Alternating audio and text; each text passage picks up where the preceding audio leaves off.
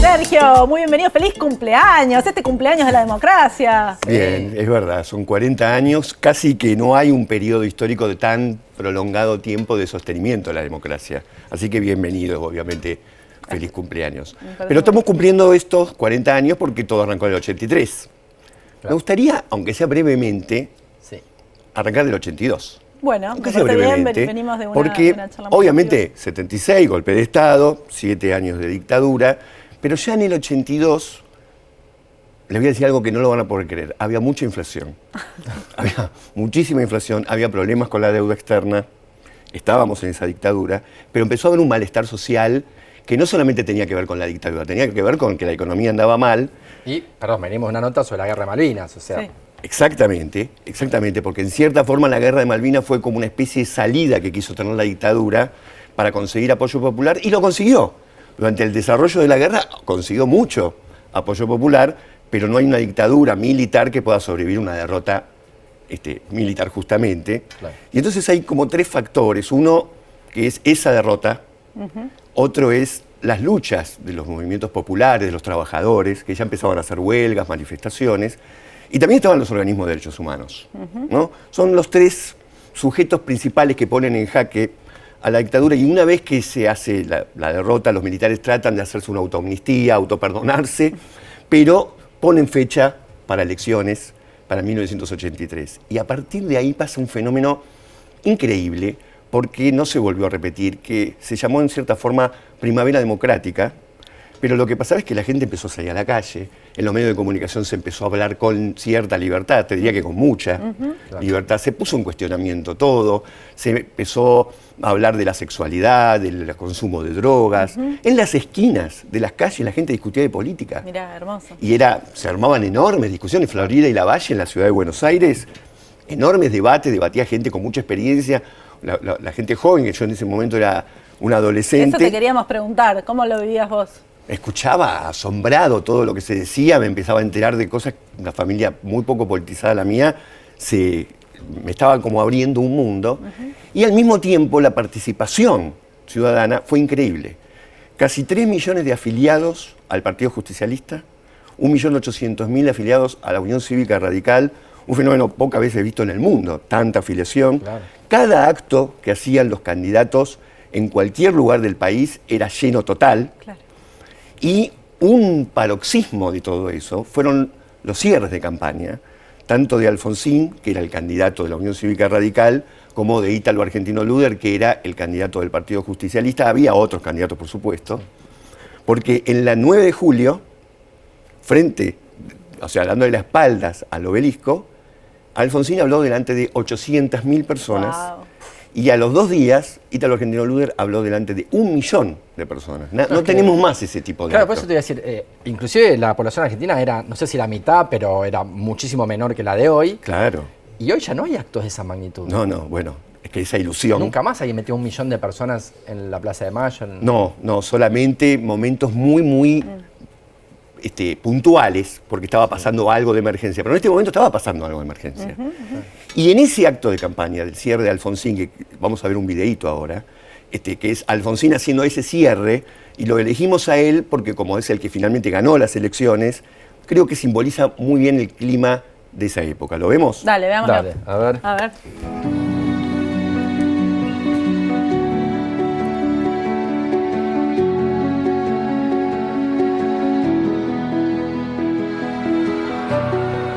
Y en todas partes he dicho, y permítanme que lo repita hoy, porque es como un rezo laico y una oración patriótica, que si alguien distraído al costado de camino cuando nos ve marchar nos pregunta cómo juntos, hacia dónde marchan, por qué luchan, tenemos que contestarles con las palabras del preámbulo, que marchamos, que luchamos para constituir la Unión Nacional, afianzar la justicia, consolidar la paz interior defensa común, promover el bienestar general y asegurar los beneficios de la libertad para nosotros, para nuestra posteridad y para todos los hombres del mundo que deseen habitar el suelo argentino.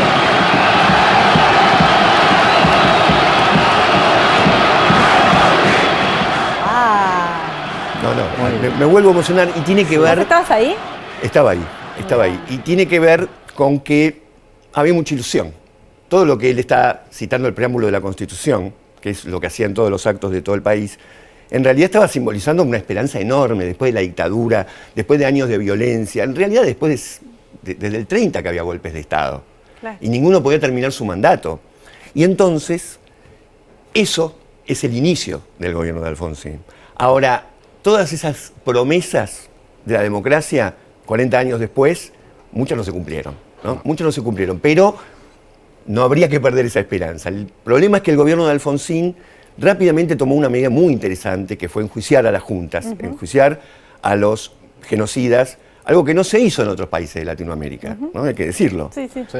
Pero al mismo tiempo, Alfonsín fue no pudiendo controlar la inflación, y el alter ego de la democracia de Alfonsín, en cierta forma, fue el secretario general de la CGT de ese momento, que se llamaba Saúl Ubaldini, porque muchos radicales se quejan, y es verdad, que le hicieron 14 paros generales a Alfonsín, y en esa época, cuando había un paro general, se paralizaba el país. Claro. Pero por otro lado, está expresando la otra cara de la democracia, que es derechos, sí, pero también comer. Democracia también es que todos tengan una especie de dignidad en lo económico. Claro, la famosa frase de Alfonsín, la más conocida creo yo, es esa de que con la democracia se come, se vive y se educa. Se cura, se come y se educa, sí, exactamente.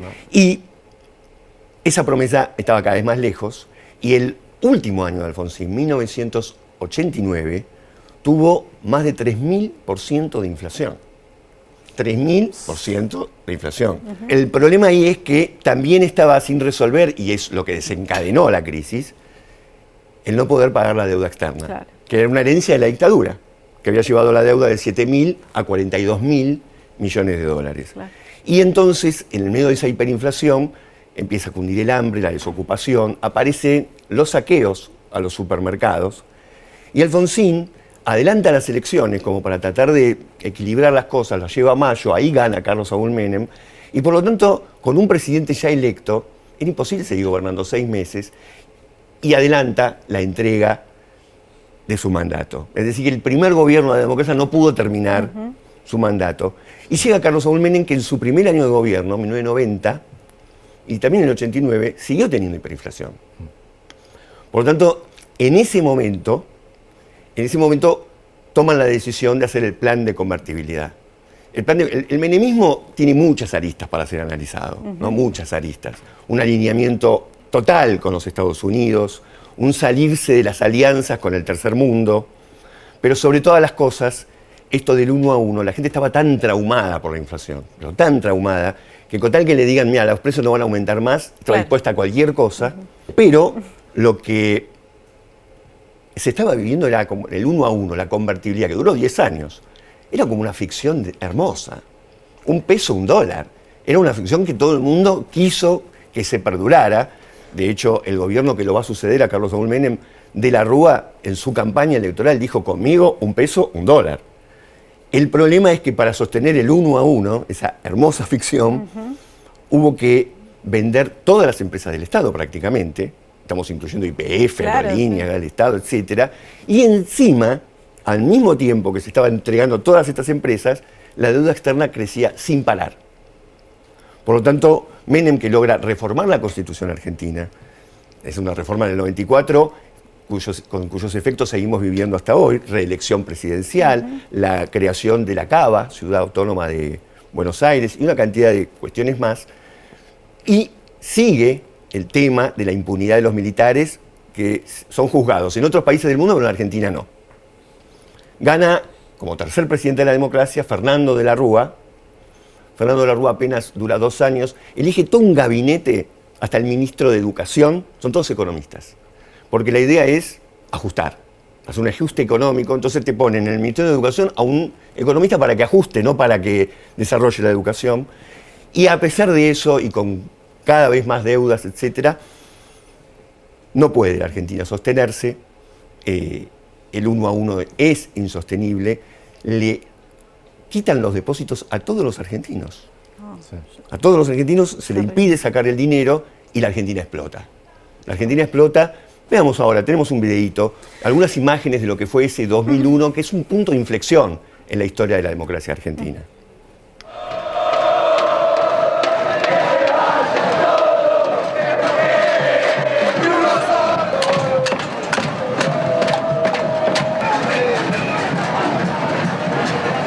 Eso es la Casa de Gobierno. Ah. Eso es Casa Rosada. Esto es un momento en el que, por supuesto, los argentinos cada vez protestaban más, pero la represión fue feroz. Sí, por supuesto.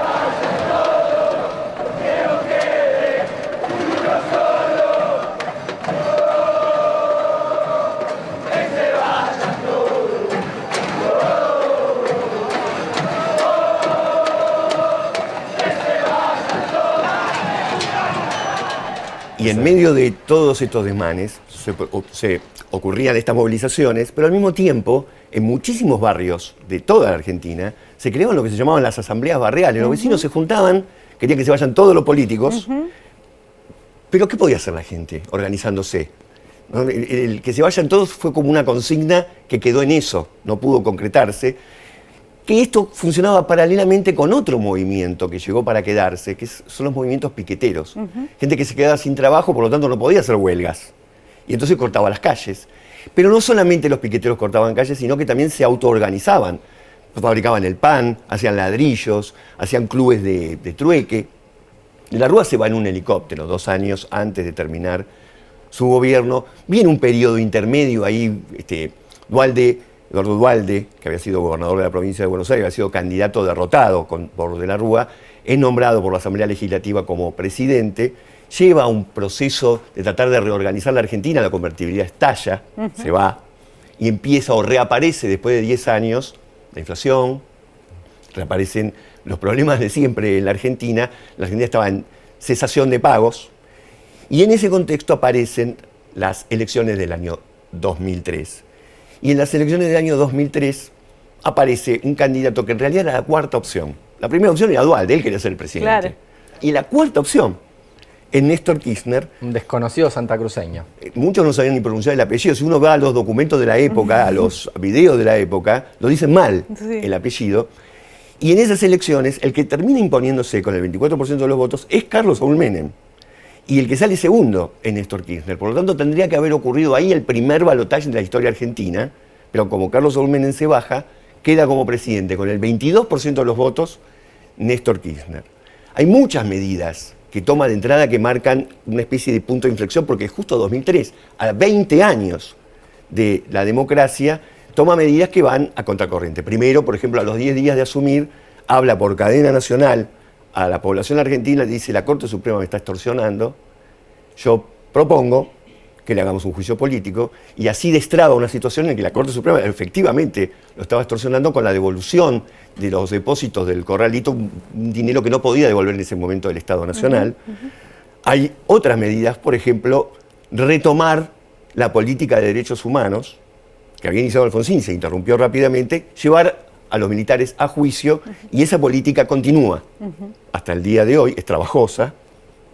Pero por otro lado, y también tenemos ahora un videito para mostrar, anuncia que le paga toda la deuda al Fondo Monetario Internacional. ¿Vemos el video?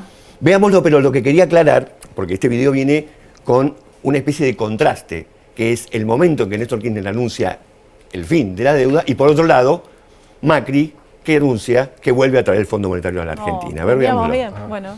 Autoridades presentes, señores gobernadores, representantes de las distintas entidades, representantes de las Fuerzas Armadas, de la Confederación General del Trabajo, amigos, amigas, ciudadanos, ciudadanas. Nuestro futuro será hijo de nuestra capacidad para articular respuestas colectivas y solidarias, de nuestro compromiso con la defensa del interés conjunto, intentando superar el infierno en el que caímos.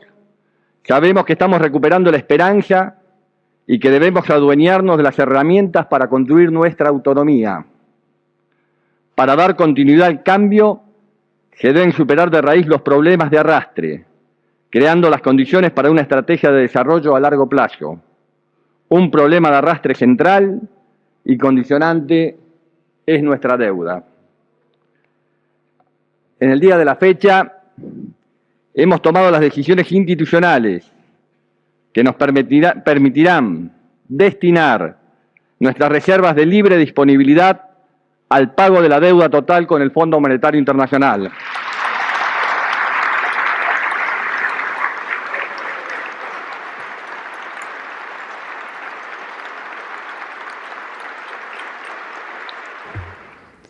El problema que tenemos es que somos de los países del mundo que más dependemos del financiamiento externo, producto del enorme gasto público que heredamos y que estamos ordenando. Frente a esta nueva situación y de manera preventiva, he decidido iniciar conversaciones con el Fondo Monetario Internacional para que nos otorgue una línea de apoyo financiero. Hace minutos hablé con Christine Lagarde, su directora, y nos confirmó que vamos a arrancar hoy mismo a trabajar en un acuerdo. Esto nos va a permitir fortalecer este programa de crecimiento y desarrollo, dándonos un mayor respaldo para enfrentar este nuevo escenario global y evitar crisis como las que hemos tenido en nuestra historia. Bueno, ahí vemos una especie de contraste muy fuerte, ¿no? El fondo se va, política económica independiente, el fondo vuelve, condicionamientos del fondo. Y me parece importante traerlo porque uno puede decir muchas cosas de la democracia, pero si no tenemos las herramientas económicas para un bienestar popular, pasan dos cosas. Primero, que la democracia no es plena, y segundo, que en ese malestar muchos sectores de la Argentina empiezan a descreer de la democracia porque no le cumple las promesas, y entonces pueden aparecer personajes peligrosos para la democracia. Y Sergio, antes de terminar, vos te dedicás a dar clases de historia y a comunicar temas de historia. ¿Por qué o cuáles son los desafíos con las nuevas generaciones que, nada, quizás nacieron en democracia y no saben todo esto que nos estás contando? Yo nací en democracia. Vos nunca viviste en dictadura. Bueno, Pero, uno de las viví cuestiones... varios de estos videitos, estaba ahí también. O sea que tampoco soy tan joven. No llegan a valorar del todo lo que significaría no tener democracia. Eso. Imagínate a un pibe decirle hoy que no puedes usar el pelo largo. Aunque se lo cortan solos, ¿no? Pero que no podés mirar tal película, que tal página de internet no la podés ver, que acá a tal hora te tenés que volver a tu casa. Todos esos tipos de condicionamientos. Que salir con el DNI. Que tenés que salir con el documento, si no te puede agarrar la policía y meter preso para averiguación de antecedentes. Todas esas cosas, hay una generación que la tenía naturalizada y otra generación ahora que tiene naturalizado vivir en democracia, y hay el riesgo es que no lo llegue a valorar. Naturalizamos esta convivencia con el que piensa distinto y no es natural. Y no la valoramos como deberíamos, Sí. porque no sabemos lo que era no tener esta democracia y convivir con los que piensan diferentes. Sí, yo diría, porque es importante decirlo, por un lado es verdad, no valorar algo que ha costado vidas para poderlo tener. Por otro lado, es imposible pedirle a alguien que no tiene nada, que no tiene casa, no tiene para comer, que se ponga a pensar en las cuestiones jurídicas. Para esa persona la democracia no está funcionando plenamente. Y ese es el desafío que tenemos hoy en día, y no es joda. Total. Sergio, qué lindo escucharte. Gracias por venir a la Liga de la amigos. Te Ciencia. extrañábamos, Sergio.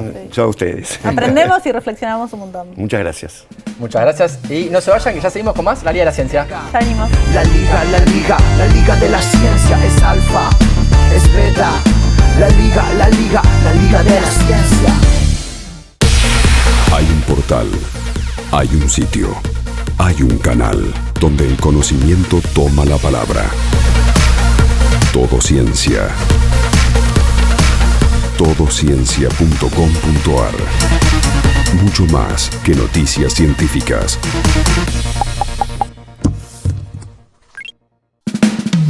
Es nano, es mega. La liga de la ciencia es alfa, es beta. La liga de la ciencia.